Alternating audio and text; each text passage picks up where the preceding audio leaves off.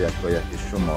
خاورمیانه چی می‌گذرد؟ جنگ میان ایران و اسرائیل. خلاصه اخباری دیشب داخل اسرائیل زنگ‌های هشدار دهنده در شهرهای تل-اویو، جنوب و شمال اسرائیل با صدا در آمدند. این نشان می‌دهد که حمله وسیع موشکی صورت گرفته است. خبرها از سقوط موشک‌ها در تل-اویو و شهرهای گرد و اطراف و زخمی شدن شهروندان رسیده است. تلفات جانی و خسارات جسمانی، 2 نفر کشته، 10 تن دیگر زخمی، از جمله زخمی‌های وزنین. بسیار خانه‌ها و بناها ضرر دیدند و در بعضی منطقه‌ها هدر شده است. بسیاری از مردم هنگام گریختن به پناهگاه‌ها مجبور شدند و حالت و ترس و هم حکم فرما حمله ایران بالای اسرائیل. ایران شب گذشته 6 موج پی در پی موشکی به سمت اسرائیل پرتاب کرده. موشک‌ها بسیار منطقه های نو را در شمال، مرکز و جنوب اسرائیل هدف قرار دادند. در نتیجه بناها آسیب دیدند و مردم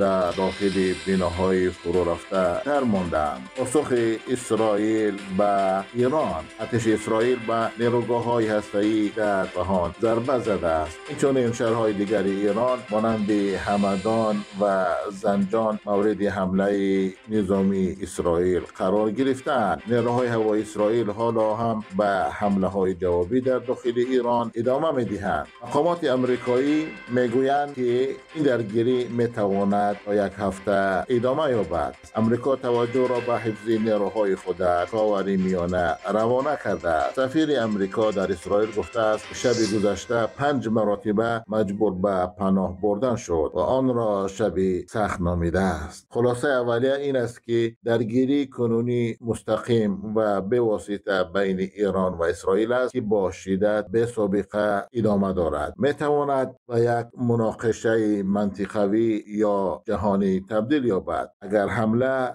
و جواب همین طرز ادامه یابد، اشتراک کشورهای دیگر هم احتمال دارد. خب دوستان عزیز، یک جان تشکر که تا این دم با ما همراه بودید. اگر میل خبرهای دقیق و تازه را دارید با ما باشید، پس خبرها را دریافت میکنید. تا دیدار، خداوند نگهدار. تا دیدار، خداوند نگهدار.